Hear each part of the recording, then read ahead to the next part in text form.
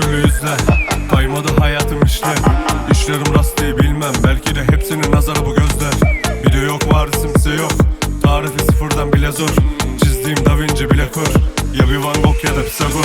Görmedin daha net, he, bu nasıl bir lanet. Etmem ihanet, gördüğüm mabet. Peşkeşe palet.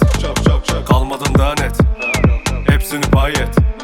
Acıma yok affet, koyduğum kimseyi alamadım kale. Ağzında maske ilk önce meslek. Altımda jetta ilk önce keşfet. Ortamsa mavi kalp vizitim istek. Çatlıyor muhatap olmam için ince. Pazarsa yok artık koparsa bel tak. Kafanda kur beni peşimde değil pas. Ortamlar 3-5 belli artık gideceğiz. Soğukta gelme viskimizi bölme. Şartlar ya da bastır.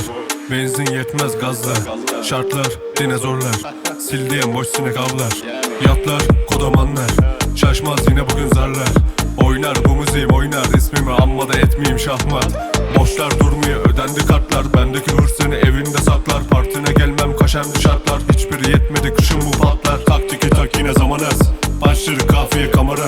Sığ değil fırtına kovalar. Atmadım hiç demir her güzel limana. Da Vinci, Da Vinci, Da Vinci, Da Vinci, Da Vinci,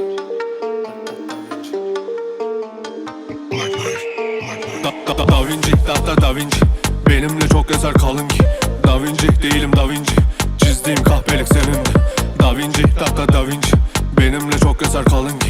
Da Vinci değilim Da Vinci. Çizdiğim kahpelik senindi. Almayayım efkar, avcıyız hep bak. Duygu ve hissiyat sadece reklam. Fazlası patlar sendeki tatlar. Ne olacak halimiz isterim enkaz. Yar olamam yine taarruzu kalbine. Seyredip içecek ön locadan bir de. Sabrımı sınadın, duyduğun hep laf. Tavrımı kınadın, gördüğün hep taş.